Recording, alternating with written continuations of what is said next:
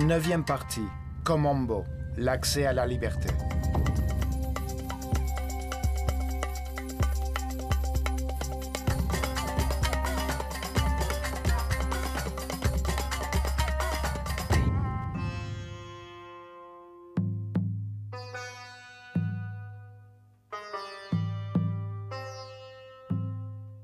Les Égyptiens croyaient que la réalité se révélait à travers les forces créatives fondamentales d'un Dieu unique. Ils nommaient les divinités Néter. Le monde physique était dirigé par le pharaon qui représentait le degré de conscience atteint par l'homme durant son règne.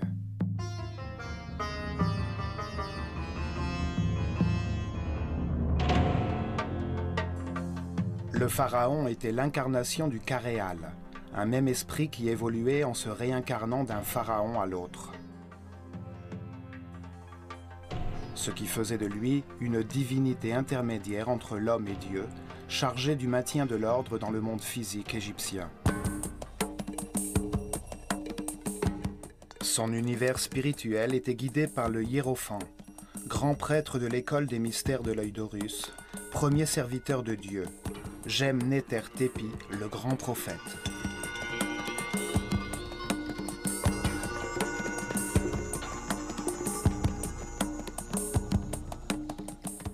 Il était symbolisé par un serpent à 2 jambes avec un disque solaire sur la tête, l'image de l'éternité, de la sagesse et de la régénération physique.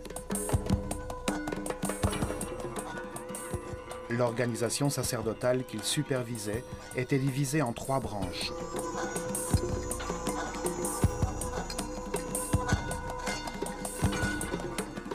La première avait en charge le contrôle de la connaissance, conduit par le prêtre le plus érudit. La seconde était chargée des arts et des rituels. La troisième était chargée de l'administration des temples.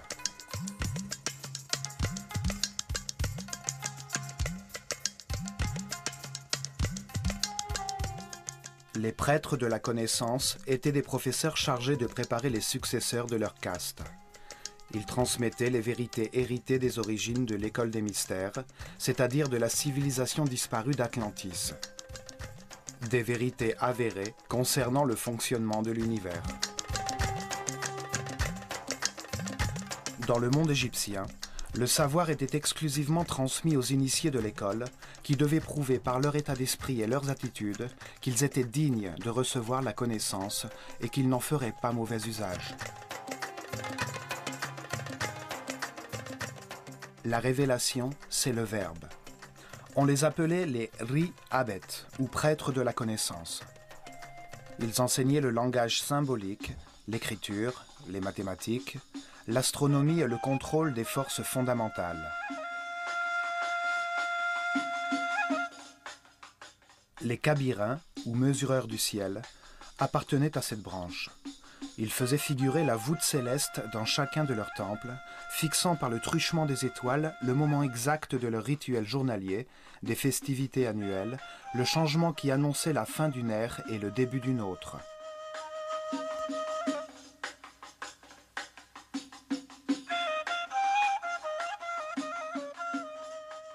La seconde branche était chargée de produire les œuvres d'art, les plans architecturaux, la construction des temples et la direction des ateliers où les initiés, aidés des artisans, façonnaient les sculptures symboliques.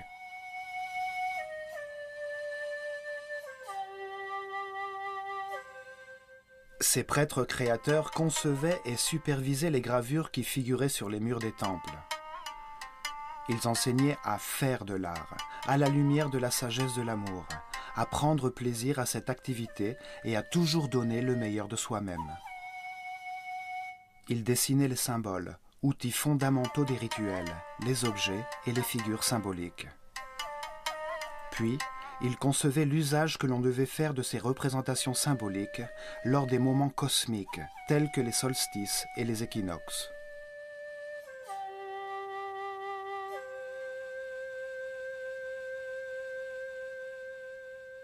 Ils élaboraient les rituels, ce qui devait être perçu sur le plan sensitif dans un voyage spatial sans l'intervention de la raison. les actions nécessaires à créer un sentiment de sécurité entre les gens du peuple et à générer une énergie particulière entre les participants. Le rituel conférait aux prêtres de l'école de l'œil d'Horus une certaine autorité aux yeux du peuple, en utilisant la maîtrise de l'intuition de ce qu'un être humain pouvait percevoir sans prendre en considération sa préparation ou son niveau de conscience. Il concevait avec soin ce que les participants percevaient. Les sons, les mots, les odeurs qui y étaient associées telles que les encens, leurs crânes rasés et leurs tuniques blanches, expression de la propreté, les colliers de fleurs et les bijoux en or, qui symbolisaient la relation qu'ils entretenaient avec Dieu.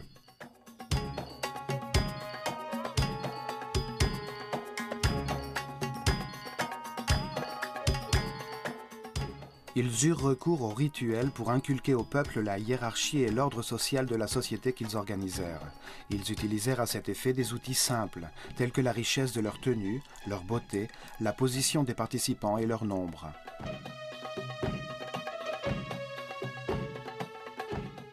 Le rituel renouait la relation entre les pouvoirs de la réalité. En haut de la hiérarchie, il y avait le Dieu unique. Venaient ensuite les Sun-Éthers, les morts, les prêtres, le pharaon, son armée et le peuple. Les rites rapprochaient l'homme du sacré. D'une manière douce, ils produisaient de profondes émotions qui le poussaient à l'action.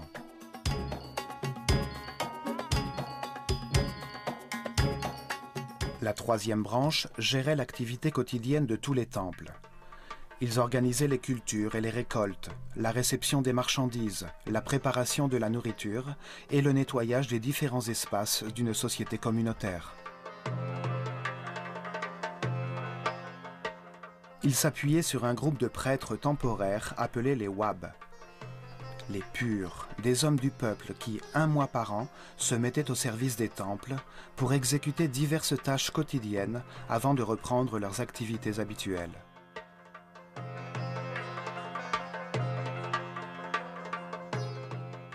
Certains d'entre eux vivaient à la campagne. Ils cultivaient les terres cédées par le temple autour de ses murs extérieurs. À l'aube, ils pratiquaient les rituels de purification avant de se rendre dans le temple et poursuivre les tâches quotidiennes.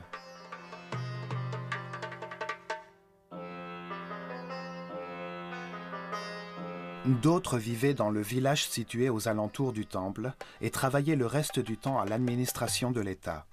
Des menuisiers, des artisans et des ouvriers réparaient et agrandissaient le temple au gré de ce rythme de travail temporaire fonctionnant sur l'alternance. Ce système de rotation permettait à de nombreux membres de la société de prendre part aux rites et cultes depuis l'intérieur même du temple. Le peuple comprenait ainsi que ces travaux collectifs étaient bénéfiques pour tous.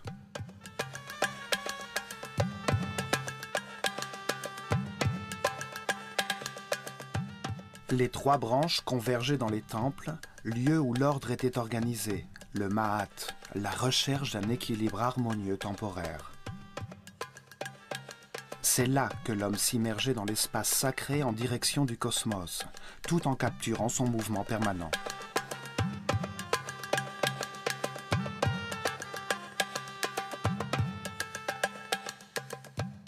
Le temple était l'outil qui permettait de préserver l'ordre. Il ne s'agissait pas d'un monde destiné à sauver les âmes. L'esprit se parfaisait par lui-même. Par la réincarnation, il acquérait toujours plus d'informations et comprenait ses erreurs. L'erreur était un outil d'apprentissage. Il n'était pas nécessaire de chercher à s'en préserver.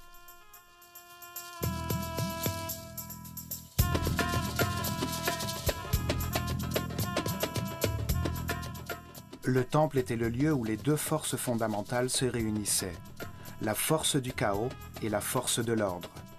Là, l'équilibre nécessaire était atteint, l'harmonie qui conduit tous les membres de la société vers l'épanouissement.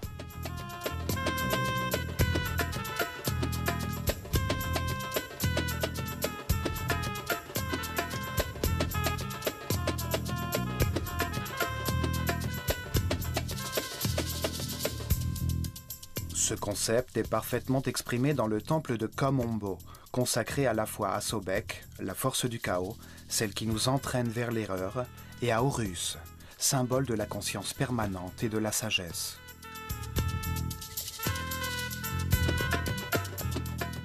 C'est dans ce temple que les apprentis de l'école entamaient leur évolution spirituelle.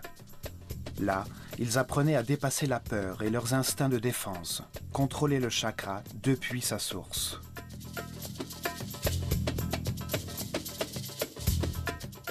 Dans ce temple, on leur enseignait l'existence de la loi de la nature, des codes divins qui produisent une réaction automatique destinée à protéger la vie. Des codes indispensables quand on se trouve dans la dimension animale de l'existence, mais qu'il faut apprendre à contrôler pour accéder au niveau supérieur de l'intelligence. Celui qui se laisse gouverner par des réflexes automatiques, des réactions incontrôlées ou agressives qui nuisent à notre relation au monde, ne peut être un homme sage.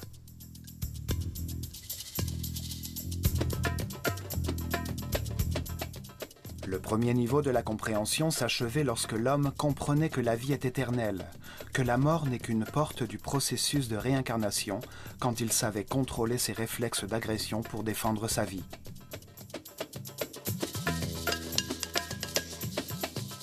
Ils devaient prouver qu'ils avaient atteint cette étape en survivant à l'épreuve de la mort. Le test de la mort se déroulait dans le centre conceptuel des deux autels, comme nous le verrons ici. Ils devaient faire preuve d'audace, de sûreté et de confiance face à la perfection de tout ce qui arrive dans l'univers.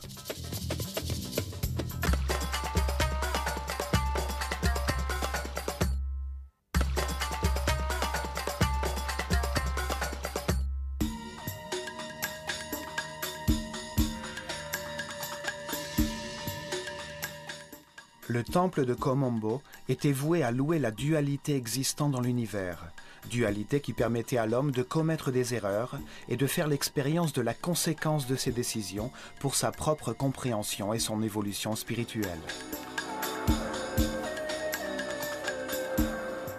Le temple était donc consacré à deux forces opposées. L'une, représentée par Sobek, figure d'un homme à tête de crocodile, la seconde incarnée par Horus, un homme à tête de faucon. L'ignorant est le sage, l'innocent est celui qui se fourvoya tout au long de ses 700 réincarnations.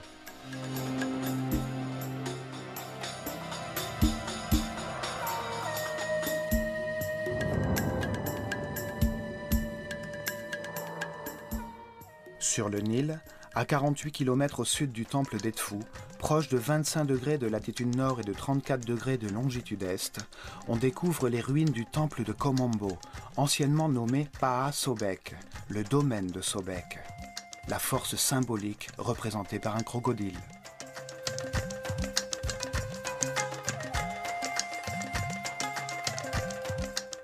Sur ce site, pas de grandes constructions telles qu'à Edfu ou à Dendera.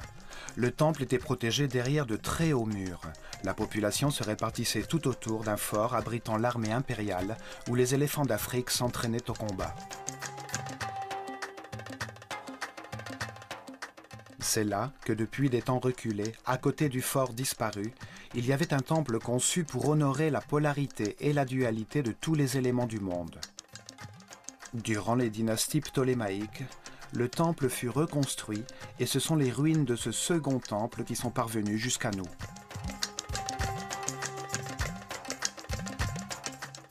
Komombo était orienté à 43,5 degrés au sud-ouest, en direction de l'étoile Alpha du Centaure, une étoile de la voûte du sud, qui annonce le lever du soleil à l'équinoxe d'automne.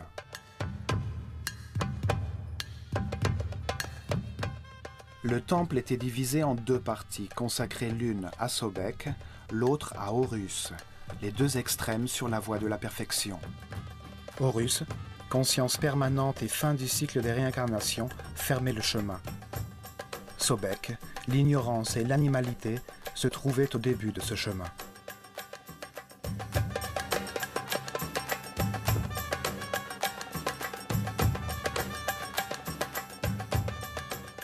À l'avant, se trouve une cour couverte, formée des 16 colonnes en ruine d'un ancien couloir recouvert.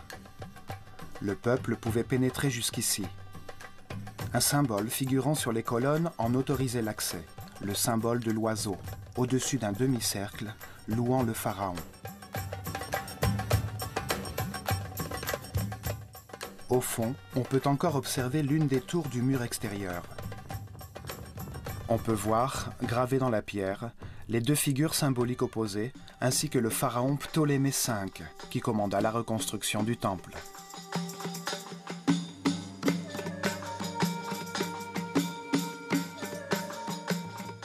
La façade principale possède deux portes d'accès symétriques, au-dessus desquelles un linteau orné de sculptures laisse voir le double cercle ailé encerclé de serpents, symbolisant la lumière au cœur de la dualité.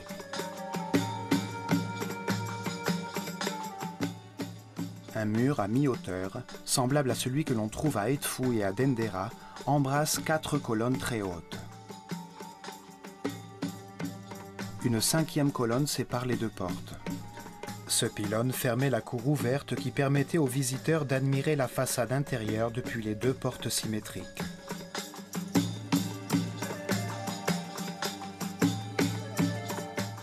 La cour du péristyle était plus petite que celle du temple d'Edfou. Dans l'ombre de ces couloirs aujourd'hui disparus, les apprentis de l'école des mystères venaient s'abriter du soleil.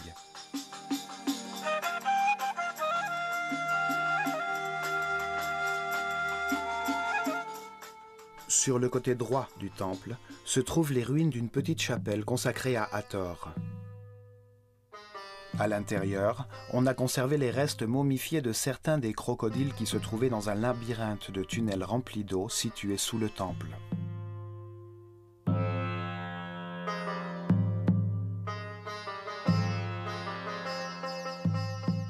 Le crocodile est l'un des animaux les plus résistants. Sa peau est particulièrement dense et épaisse. On pourrait dire qu'il s'agit d'une sorte de métal animal. Les Égyptiens associaient cette dureté au niveau le plus élevé de la matérialisation, un niveau très éloigné de la spiritualité. C'est là que l'esprit entame son chemin de libération des limites matérielles, libération qui s'opère à mesure qu'il comprend comment fonctionne le monde. Le crocodile symbolise la vie au moment où elle surgit des eaux de l'inconscience. Il sort à la recherche de l'air, qui représente la conscience. Les Égyptiens croyaient qu'avec la première inspiration d'air, l'esprit pénétrait le corps dans lequel il s'incarnait.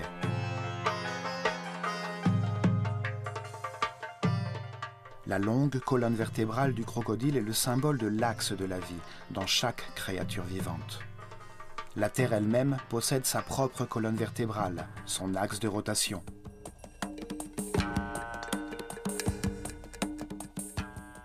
C'est à partir de cette colonne que les forces électromagnétiques qui génèrent la vie se déplacent, formant un champ protecteur contre les radiations solaires ultraviolettes tout autour de la planète. Ainsi, la vie peut se développer et l'évolution de la conscience devient possible. Sobek, le crocodile, et Touéris, la femelle hippopotame, représentaient dans les cartes célestes les étoiles circumpolaires. Elles étaient situées sur l'axe de rotation de la Terre et brillaient des milliers de nuits durant au-dessus des pôles.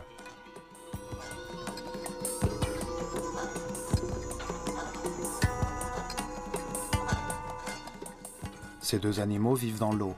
Ils règnent dans l'obscurité, remontant occasionnellement à la surface, venant chercher l'air pour respirer.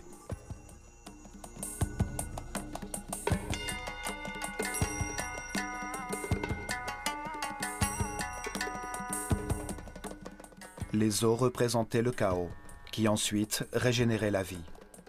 Les eaux du Nil, colonne vertébrale de l'Égypte, entraînent tout sur leur passage lors de leurs crues régulières, pour ensuite permettre le développement de la faune et de la flore.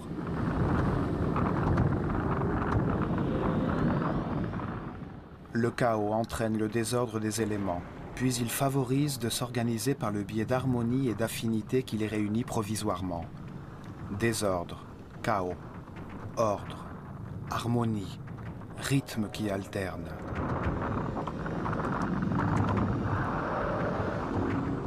Cette force de la nature qui désordonne pour ensuite renouveler la vie était connue sous le nom de Sobek, l'homme à la tête de crocodile.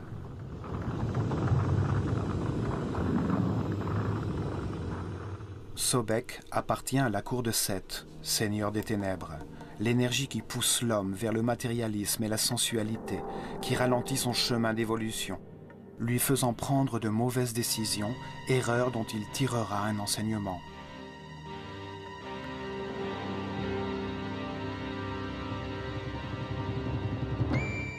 Pour les Égyptiens, ces forces n'étaient ni bonnes ni mauvaises, elles étaient neutres. Elles étaient conçues par Dieu pour permettre les erreurs et la souffrance, permettant ainsi la compréhension qui conduit l'homme à l'immortalité et à l'état de conscience permanente. Le temple symétrique était divisé en deux parties parfaitement égales. Le côté droit, orienté à l'est, était consacré à Sobek, et le côté gauche, dirigé à l'ouest, dédié à Horus, le début et la fin du chemin d'évolution de la conscience. Horus, l'homme à la tête de faucon, au-dessus duquel se trouvait un disque d'or, était le symbole de la conscience éternelle. Il représente celui qui a tout appris sur cette échelle de la réalité, un être immortel, élevé dans les hiérarchies de l'univers.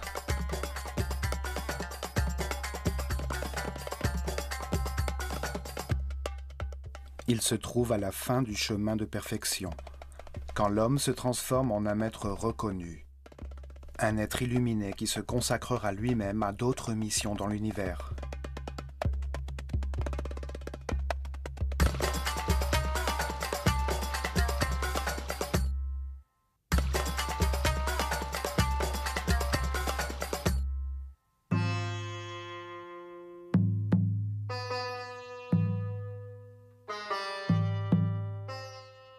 Le pharaon Ptolémée VI entama la reconstruction de l'ancien temple.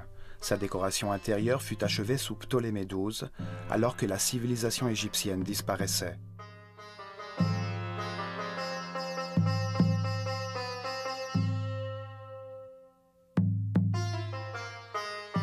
En traversant le porche des 5 colonnes intercalées par ses murs à mi-hauteur, on accède à la salle commune de Sobek et Horus, appelée la Maison de la Vie.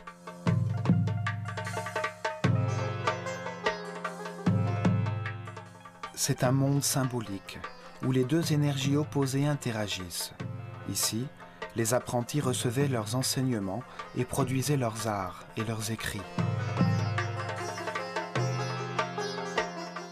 10 immenses colonnes, aux chapiteaux floraux, soutenaient le plus haut plafond du temple. Là, les apprentis écoutaient leur maître leur expliquer que pour avancer sur la voie de la spiritualité, ils devaient se forger une volonté inébranlable et vouloir agir de manière consciente.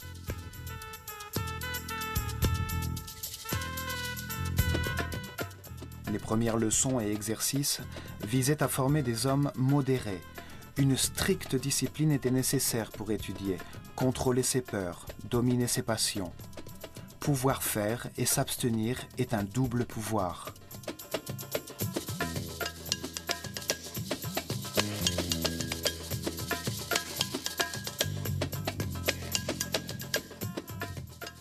Un engagement qui allait bien au-delà de la mort était établi pour maintenir une discrétion totale, un silence absolu sur les vérités révélées. Le principe hermétique qui garantissait l'accès à l'information était assuré à ceux qui en étaient dignes et capables d'écouter.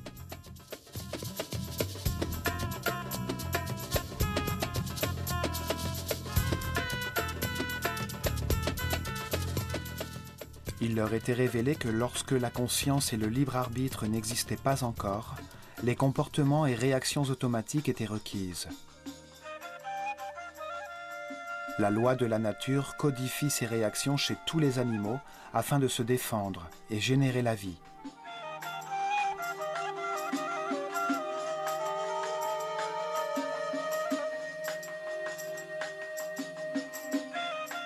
Mais celui qui est né sous la forme d'un être humain et qui désire abandonner l'animalité originelle doit prendre le contrôle et faire preuve de conscience. S'abandonner aux forces de la nature, c'est suivre le mouvement collectif. La connaissance et l'évolution s'acquièrent par un travail individuel.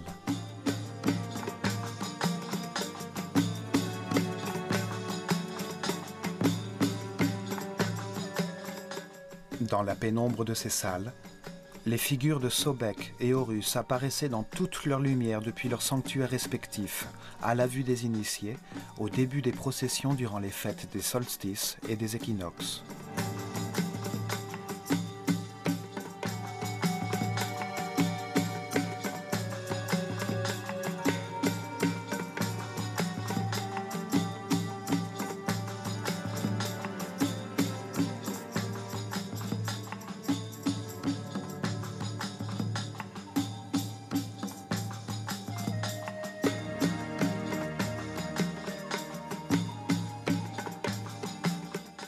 La décoration des murs était cérémoniale.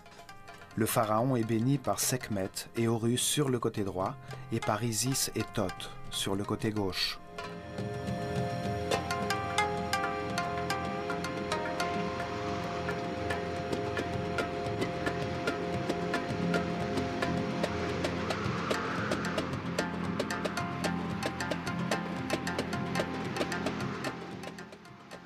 Un autre mur similaire existe du côté de Sobek, mettant en valeur l'égalité entre les déités, sans rendre compte de leurs conditions morales, qu'elles soient bonnes ou mauvaises, lumière ou obscurité.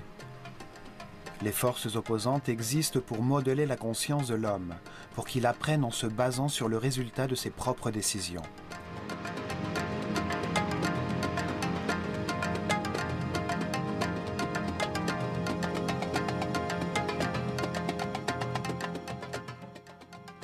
Juste ensuite, nous arrivons dans un espace transversal, où se trouve la salle des purifications et la salle où étaient entreposées les offrandes, du côté d'Horus.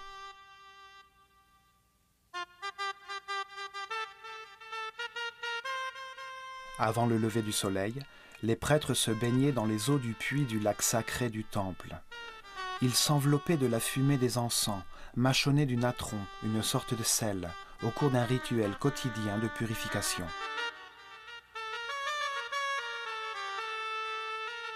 Les bains purificateurs étaient répétés à midi et durant la nuit. Ils étaient tous circoncis, une coutume adoptée ensuite par les Juifs. Ils étaient toujours vêtus de lin blanc.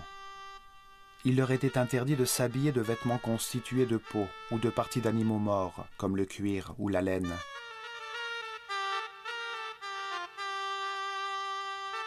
Exception faite de la peau de léopard utilisée par les grands prêtres. Ils la portaient sur les épaules et tressaient leurs cheveux d'un côté du visage, comme marque de leur condition.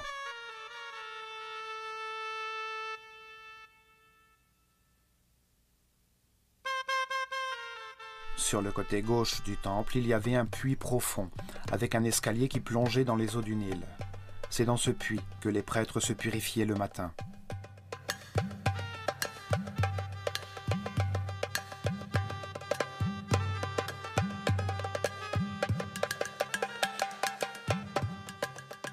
Une ouverture supérieure permettait à l'eau de remplir un petit aqueduc qui maintenait l'arrivée d'eau dans un bassin peu profond sur la gauche du temple où s'ébattaient les crocodiles de Sobek.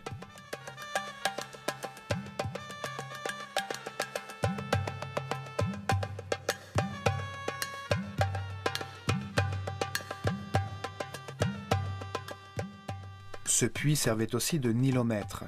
Ces marches servirent durant des années à mesurer le niveau d'eau de la rivière et prévoir ainsi les inondations.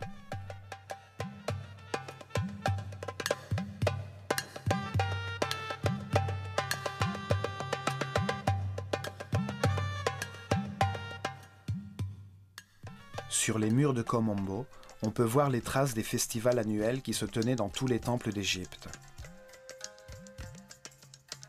Les processions rituelles qui conduisaient les figures symboliques par la rivière d'un temple à l'autre, pendant que le peuple portant des colliers de fleurs chantait et dansait.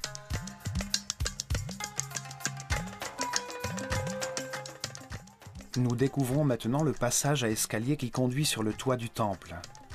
Son dessin ressemble à ceux des temples de Dendera et d'Edfu. D'un côté, un escalier en colimaçon, et de l'autre côté, dans le mur, l'escalier droit.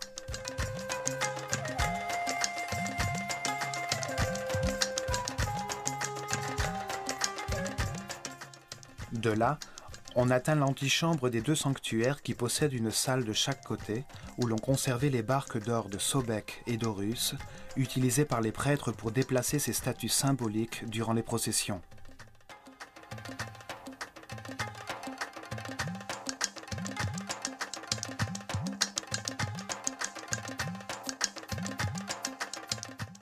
Là, existe un bas-relief mural où Ptolémée et sa femme, Cléopâtre, apparaissent en présence d'Horus et de Sobek.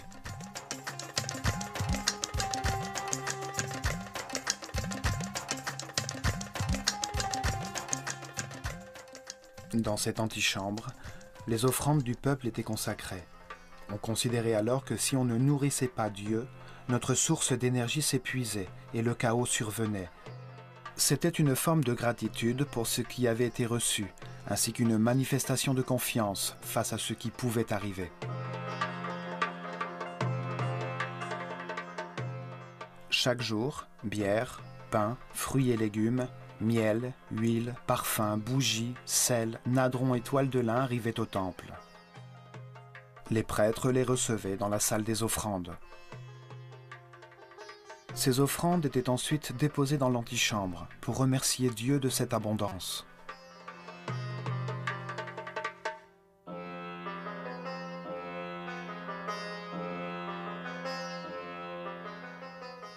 Le peuple se présentait avec une partie de la production des terres qu'il exploitait. Ces terres étaient les propriétés du temple. En échange, le temple offrait stabilité, prospérité, santé, joie, vie et ordre. Le grand prêtre purifiait les paniers de nourriture avec l'encens, et avec le symbole de la vie, il marquait le transfert du pouvoir divin entre la nourriture et la source de toute vie.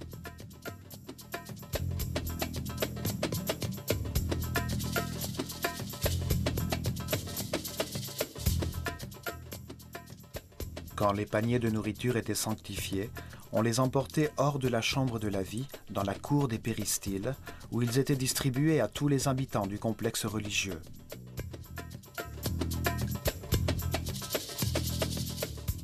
Enfin, dans la partie la plus profonde du temple, nous arrivons aux 2 sanctuaires, où se trouvaient les trônes sur lesquels reposaient les figures symbolisant les 2 extrêmes de la voie de la perfection.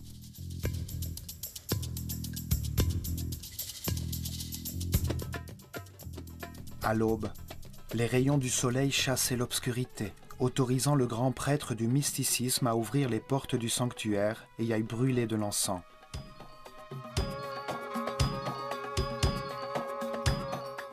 Il rompait les sceaux sur les portes du naos. Il faisait ainsi apparaître le symbole divin, se couchait à ses pieds et baisait la terre qui le sustentait.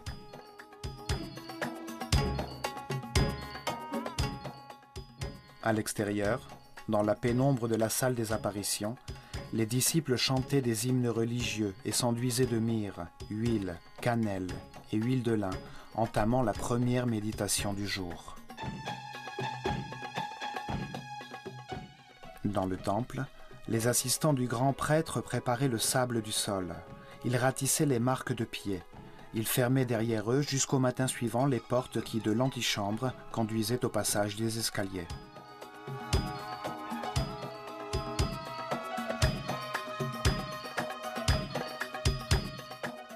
Dans le centre symbolique des forces opposées, nous retrouvons les restes d'un double mur entre les 2 sanctuaires. À l'intérieur, il y avait un espace secret. À droite de cet espace se trouvait le sanctuaire de la lumière, et sur le côté gauche, le sanctuaire des ténèbres.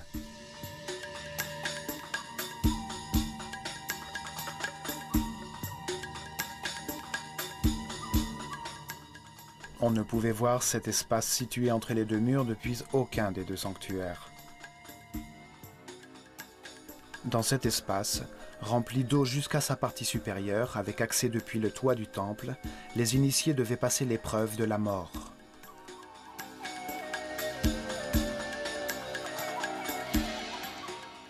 Durant des mois, les initiés recevaient des informations sur les 4 peurs élémentaires. La peur de perdre, la peur d'affronter, la peur de l'abandon et la peur de la mort. Il comprenait que la peur engendre une réaction psychosomatique, neuro-hormonale, automatique. Cette réaction se manifeste par une forme d'anxiété, une accélération du rythme cardiaque et du rythme respiratoire. La raison est paralysée. La réaction commande l'attaque ou la fuite. Dans tous les cas, il s'agit de réactions automatiques incontrôlées qui produisent une perte de la paix intérieure et de l'énergie vitale.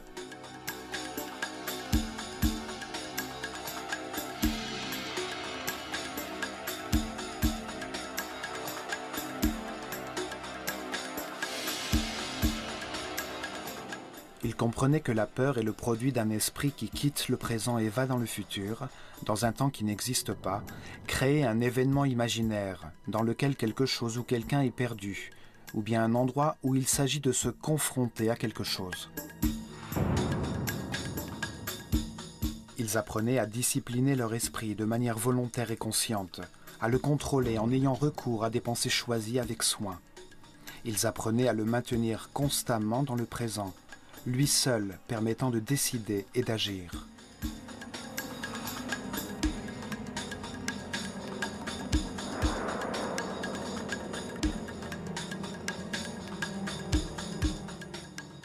Ils s'entraînaient à maintenir des pensées de satisfaction.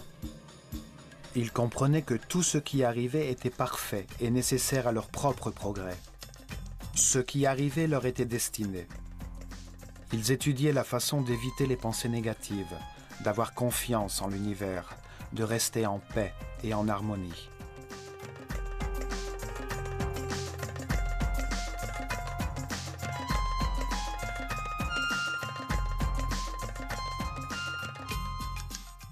Jusqu'à ce que leur maître détermine que le moment était venu de démontrer ce qu'ils avaient appris et pratiqué durant des mois. Alors, une cérémonie individuelle avait lieu dans une salle découverte située sur le toit du temple, en face d'un rectangle d'eau noire au sol.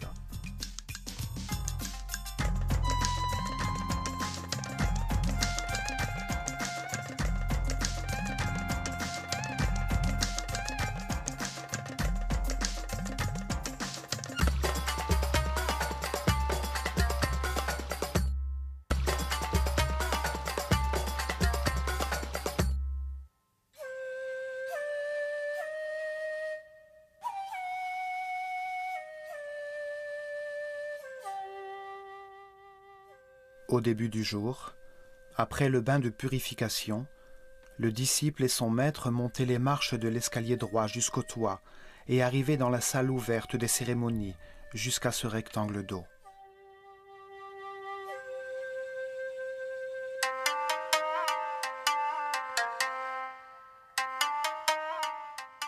Son entraînement l'avait préparé à être attentif et conscient dans toutes les situations inconnues, une condition nécessaire pour plonger dans le canal labyrinthique rempli d'eau et en ressortir sans se noyer.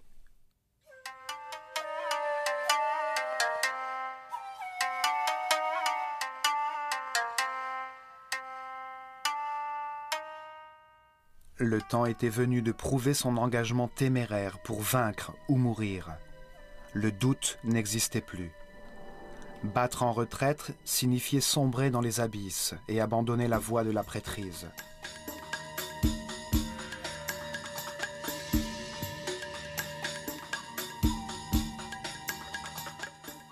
Prenant une bouffée d'air, symbole de l'esprit et de la conscience, il s'immergeait dans une sorte de tunnel vertical aux murs saillis, comme dans un labyrinthe. Il nageait énergiquement jusqu'au fond, traversant l'ouverture en direction de la lumière.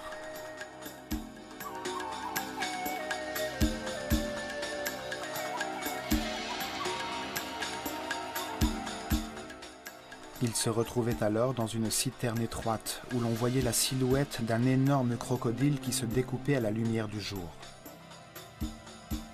On peut aisément imaginer la peur produite par cette vision et le contrôle dont il fallait alors faire preuve pour garder son calme et observer autour de soi.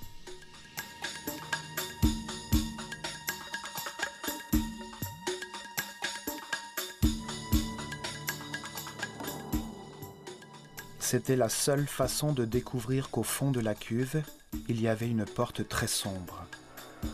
Convaincu qu'il était plus prudent d'éluder la présence des crocodiles, il s'introduirait avec énergie dans le tunnel étroit. Après de nombreux efforts, et alors que le temps lui semblait une éternité, il atteindrait un tunnel vertical. Au-dessus de lui, brillait également le soleil. Maintenant plus calme, il rejoignit la surface, ayant passé l'épreuve avec succès.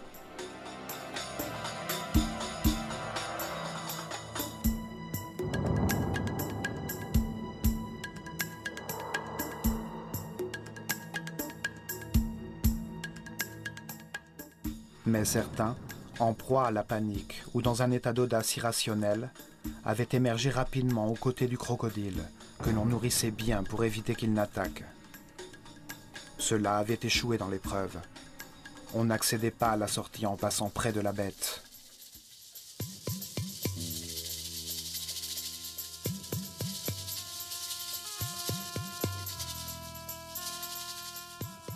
Il devait se soumettre à une période plus longue de méditation et d'entraînement, d'exercices respiratoires pour affronter de nouveau cette cérémonie, sachant cette fois qu'un crocodile attendait.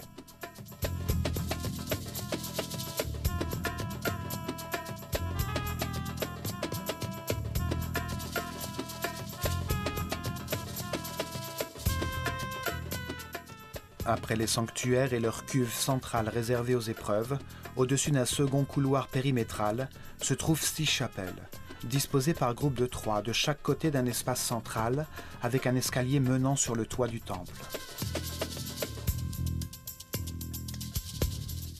Sur ces murs, on peut observer de magnifiques gravures représentant les divinités et le pharaon, incarnation de l'humanité.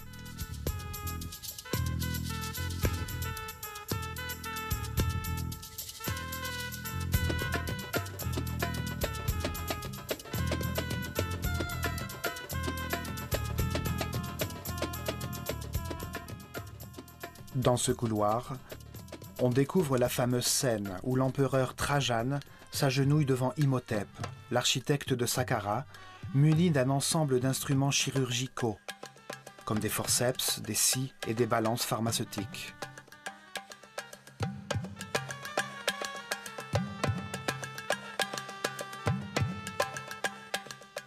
Là, les malades venaient chercher une aide et un traitement à leur maladie. De nombreuses figures gravées sont un témoignage de ferveur. Des milliers de mains venaient toucher ces représentations sacrées au point d'user la roche.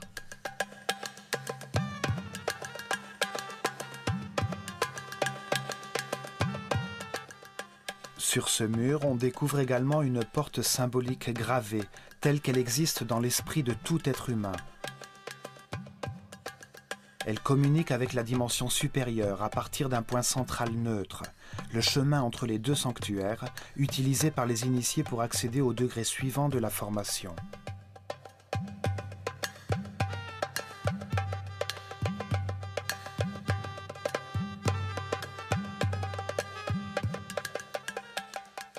Sur le côté gauche se trouve Sobek, accompagné d'une barre terminée par la figure d'un lion, le plus parfait des animaux.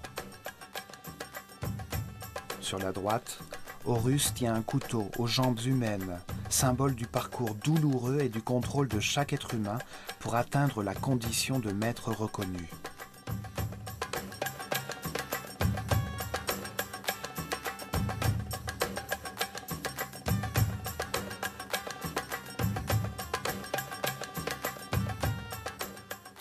Entre les deux, un cantique de louange couronné par Maat, symbole de l'ordre et de l'équilibre entre ces deux forces opposées.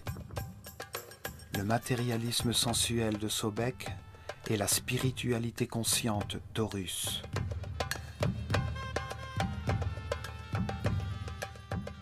Maat, l'ordre, soutient le ciel.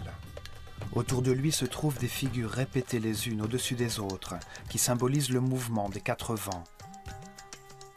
Le lion, le faucon, le taureau et le serpent à tête multiple, les forces de la destinée auxquelles l'homme est assujetti.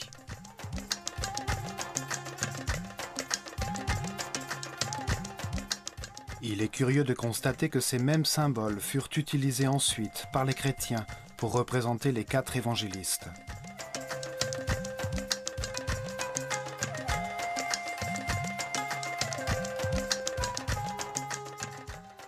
La conception symbolique de ce temple, symétriquement divisé entre la lumière et l'obscurité, laissa de nombreux enseignements.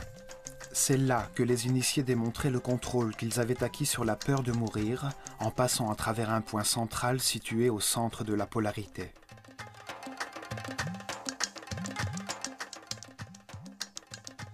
Cela nous montre que la réalité est le produit de nos pensées, que le contrôle conscient des instincts et des réflexes automatiques et le maintien dans le présent sont les accès aux paliers les plus élevés de l'harmonie, de la paix et du bonheur.